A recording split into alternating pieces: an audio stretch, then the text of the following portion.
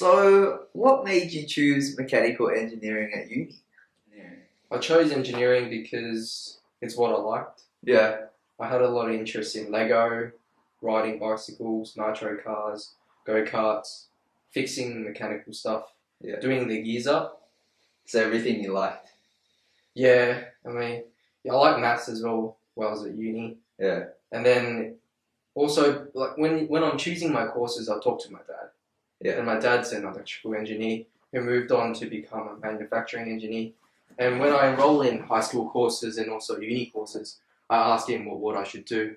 And he says, oh, I do something in engineering. yeah, So I was choosing between three. So I had aerospace, I had mechatronics, I had mechanical. yeah, So initially I enrolled in mechatronics and aerospace. yeah, But then after going to a few of those career expos and career centres and talking to a few consultants there, and also with your uni mates, yeah, they all went on to do mechanical. And then I realised, oh, doing mechanical will eventually land you a job after when you graduate. yeah. It's easier. It's easier.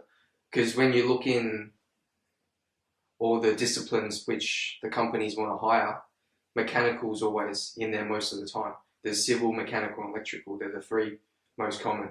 But aerospace, it's only really the bigger companies like Boeing, airline, Yeah. which might want to hire aerospace. Mechatronics is also pretty good if you're after sort of electrical, Like robotics. robotics sort of thing, like biomedical. Okay. What type of skills did you acquire from uni that you now use at work? It's not really the skills you acquire because most of the stuff you will learn on the job. Yeah, So your first day, you start a lot of skills. Depends, if you're lucky, you might get the job that transfers a lot of the skills like CADing, yeah, FEAs. Then you're pretty lucky. Like if you find that sort of job where you can transfer all your skills. So let's say if you went to work for a biomedical company and first day they get you to use CAD.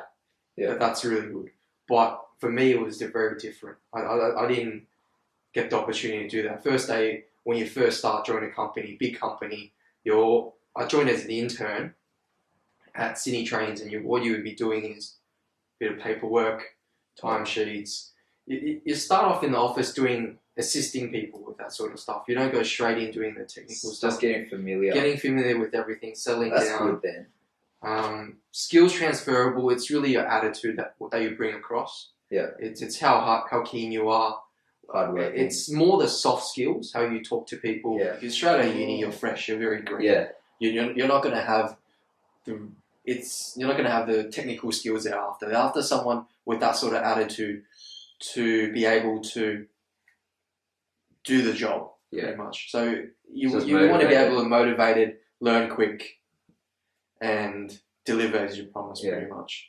So if you do well at uni, which is kind of demonstrated by your marks, like here's an assignment, get it done, and if you get it done on time and you get sort of good marks, then it kind of gauges to them. It provides a very little indication. But once you join the company, it's really your attitude. Yeah. So what was the process that you went to in selecting the company that you work for now? Yeah. So this is how I started. We had to apply for a 60-day internship at the University of New South Wales for us to graduate. So the process was job hunt.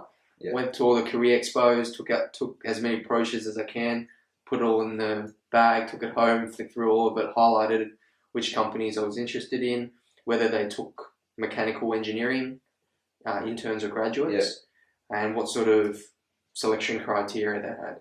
Yeah. So I looked through all that. Then I sat down for like a month preparing all my resumes, cover letters, CVs, getting all that up to scratch. Yeah. I mean, you have to sit down and look at it and make sure every word is perfect. Because if you spell anything wrong, the companies are really picky. See you later. Yeah. So I was very careful on that, and then try to tailor as much as I can to each job description and apply. Once you get one going, you can start pumping them out. Yeah. A lot easier. Yeah. So I applied for like 30. Yeah. And probably got 2 responses. Yeah. From 2 big companies, which I was very happy and fortunate to be in that position. First one was Rail Corp, which is now Sydney Trains, and the second one was ResMed. Yeah. So when they offered two sort of contracts, I looked at it. Sydney Trains offered 1.5 year internship. Yeah. And ResMed offered 3 months internship. Yeah. Now, Sydney Trains, I went to interviews for both. Yeah. So Sydney Trains internship was, they give you 1.5 years, and when you graduate, they hire you as a graduate. Yeah. And that's promised in the contract when they sent it out to you. That's good. So if you see that, you're like, oh wow, I'm going to sign it straight away. Yeah. Right. It's job security. Yeah, you're thinking, oh, it's going to get me sorted for the next 2 years. Yeah. Right? Yeah. But with ResMed, on the contract, it said we'll hire for 3 months, November to February, and that's it. We're not promising anything else. We'll see on your performance after that. Yeah. So initial stages were the process of recruitment. You would go to put in your application. Then after that, you might get a bit of those aptitude tests, online testing from SHL, different companies, psychometric testing, which kind of tests your behavior. They might have some behavioral questions as well. Yeah. You do 2 or 3 of them. The first one might be mathematics, literature. Third one might be how you behave to certain patterns and things like that. And then what they do is they gather all the results and you submit it online, and then they filter who they think is suitable for an interview, and then they call you in for an interview. They'll ask a lot of behavioral questions. I use the STAR approach, situation, task, action, result. Come up with a few examples and molded it into that. And then after the interview, initially before the interview, some companies, like small companies, will give you a straight interview and then hire you straight away. Whereas bigger companies, there's 3 or 4 stages of recruitment. They'll get a group assessment where they'll get you to sit down, type a few emails, type a few reports, get you to do a speech or presentation, and see how you act in terms of teamwork and stuff like that, whether you get along.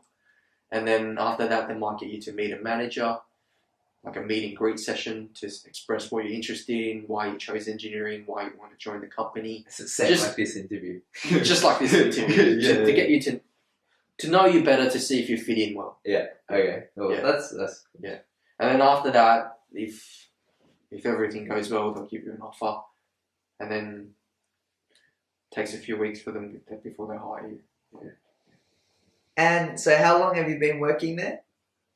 I've been an intern for just over 2 years, and a graduate for just over a year. So in total, at Rail Corp Sydney Trains, I've been for about just over 3 years. And this is your first engineering job?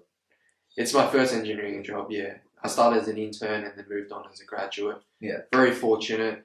But before that, I've always had my top part-time jobs. Yeah, it should be. And what's your role in the company? I'm a project engineer. Yeah. And I'm in major works, working in project delivery of signals. So in project delivery signals, what you do is you deliver projects. It's a combination of construction, signaling, and also project management. So most of the time during the week, I'll be project managing the project. Yeah. In that sort of sense, you would monitor your costs, your forecast, your budget, your schedule, your resources to make sure it's management to make sure everything lines up to be delivered on the time you want to deliver it. Do you have to look into like materials and stuff as well? Yeah, so it's procurement as well. So materials, all your resources, including labour, teams. And plant that you need to make sure you execute and deliver everything on that certain weekend if you planned it to do it on the weekend. So that's the project management side. Yeah. So you look after the money, you look after your scope. They give you so let's say it's pretty much the same as uni. So someone gives you an assignment and they say, here, do it, and have it done by this date. So you would go find out what you need to do, scope the job out. That's your initial stage. Go what sort of resources you need, what materials you need to buy, how much you need to do the job. You need to do an estimate.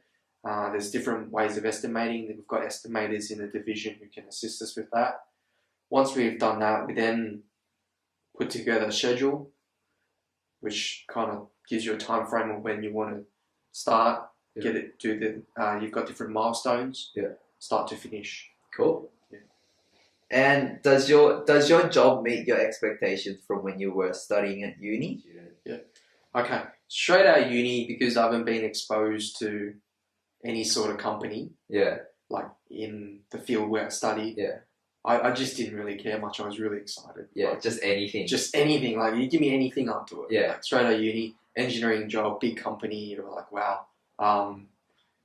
You just want to see more, like, because you haven't tried out different companies. I couldn't be picky at all.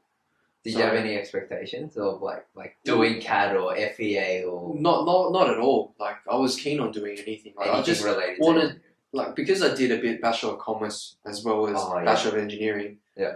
I kind of didn't know which side to move on towards. So I kind of wanted to do commerce and then kind of wanted to do engineering. In terms of the engineering role, I wanted to do something technical. Okay. So worst thing I could imagine is being stuck doing paperwork in the office. So Monday to Friday doing paperwork, that's all right to start off with as an intern. But once you understand what it's like, you then want to get outside, build up your skills, learn from the ground up. Then once, let's say 5-10 years, when you've got that sort of experience and you can specialize into something that is going to further develop your career. Yeah. Now with a few years of experience in the industry, where do you see the peak of your career being? Or just in engineering? Engineering, I just feel as though it's still going to be working. Right? Unless you're going to go out and start your own company, you're still an employee to a company. Yeah. That's what's going through my mind at the moment. Like, I can be working for the next 10 years, next 20 years. I'll still be an employee. And I'll have a salary, right? Yeah. The peak, which I want to eventually reach, is work for the next 5 to 10 years, specialize, have enough savings, and then eventually venture out and maybe start my own sort of business with my own ideas if I come up with any. I've seen someone do that in the company where they've just worked, got their qualifications, worked for 10 years, got experienced, and then there's something just clicked, and then they went out, started their own company, and then they become millionaires. But that's very rare, right? So, I mean, eventually that's my dream, to be there somewhere like that. But to be realistic, maybe work for the next 10 years, get really specialized, build up all my technical knowledge, and hopefully venture out to a private company. Yeah. Will you want to stay at Sydney train? At the very early stages, I do want to stay in Sydney Trains. It's very nice. Yeah. It's very secure. They do provide a lot of training. Yeah. They do support you. Yeah. There's not a lot of pressure at first, but there's a lot of people with experience in that sort of company to train you up. Yeah. And then afterwards, once you experience and specialize, then you might jump out to different sort of areas and progress your career further on there. For students that are studying right now, what advice do you have for them to get out into the industry? First thing you would do is apply for internships, because that's a requirement from uni. Because you can't graduate without the internship. So securing your internship is very important. That's going to give you the biggest kickstart. Yeah. To anything. Like, you get into the company, you get your foot in the door. That's what everyone says, everyone wants. And then once you're in as an intern, you might be doing little stuff here and there. Yeah. Working part-time. And then once you graduate, you've got the opportunity to become a graduate in that company. Yeah. And this is what gives you a head start, because straight away they'll be like, here's a really nice salary. Yeah. Graduate salary in an engineering company, 70k? Yeah. Including super 80k. That's pretty good. Straight up. Yeah. And you're thinking of a first year uni, you're on that. Yeah. And then most companies, if you're hardworking and they like you and you work for a year and two, you get a promotion. Yeah. And it's really getting the motivation to do your job applications and getting your job applications up to scratch. Like, what motivated me was seeing all my mates applying for jobs really early on. Like, they might not be doing engineering, they're probably doing accounting and finance. Yeah. Always seeking internships, seeking job offers, and that motivated me, because I saw them, oh wow, they all got jobs. They're all doing really well. Yeah. And I'm just looking at myself, I'm still at uni, what should I do? Yeah. And it's kind of looking at people that motivates you to kind of follow with them. So if all your mates are doing well and raking in the money, you want to be there with them doing that sort of thing.